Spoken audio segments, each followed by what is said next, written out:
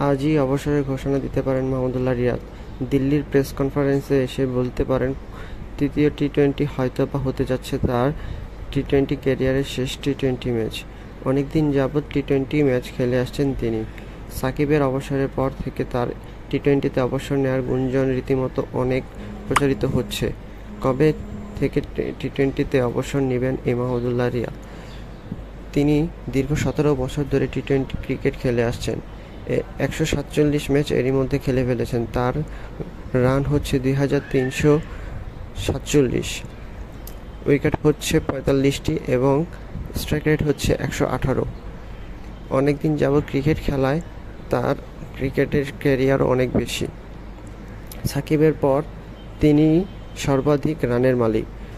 টি-টোয়েন্টিতে সর্বোচ্চ ছক্কাও রেকর্ড তার হাতে। ৭৬টি ছক্কা মেরেছেন তিনি টি-টোয়েন্টি ক্যারিয়ারে বাংলাদেশের হয়ে।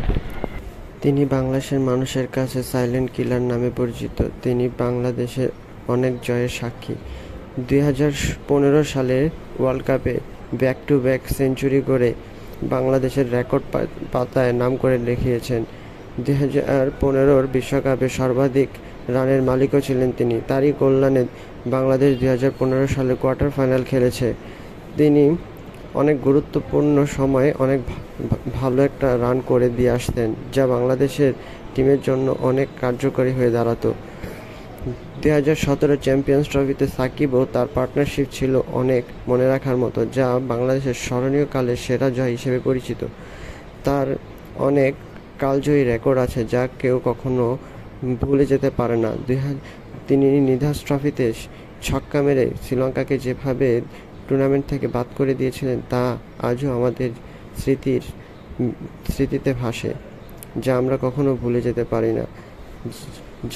যেসব স্মরণীয় জয় আছে বাংলাদেশ জাতীয় দলে, সবগুলাই তার মাধ্যমে এসেছে, যার মধ্যে তার কিছু কিছু অবদানও রয়েছে। ২০১৬ টি-টোয়েন্টি বিশ্বকাপে ১ রানের জন্য হেরেছে বাংলাদেশ ইন্ডিয়ার কাছে, যা আমরা কখনো ভুলতে পারি না। সেখানেও তিনি ছিলেন। তখন তিনি নায়ক থেকে ভিলেন হয়ে গেছিলেন বাংলাদেশের মানুষ থেকে সারা বিশ্বের কাছে। তার এই অর্জন আমরা কখনো ভুলে যেতে পারবো না। শুধু ভারতের বিপক্ষে পরাজয় নয়, ২০১২ সালে এশিয়া কাপে পাকিস্তানের সাথে ২ রানের হারার আক্ষেপ তো আমাদের সকলের মাঝে এখনও তরতাজা। সকলের কান্না এখনও চোখে ভাসে।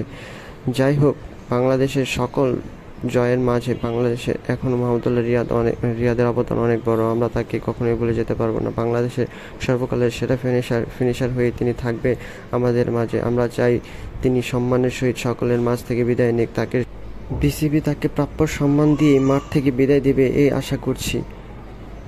ভালো থাকবেন মাহমুদুল্লাহ রিয়াদ। Goodbye. আর কখনো দেখা হবে কিনা জানি না। এই ২২ গজে আপনাকে দেখতে পারবো কিনা, বলতে পারবো কিনা।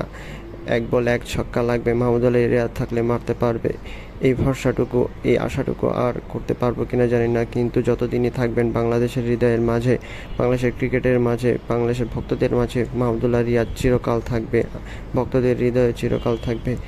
কখনো ভুলে যাবে না। বাংলাদেশের ক্রিকেট ইতিহাস যতদিন থাকবে, Mahmudullah the silent killer always থাকবে।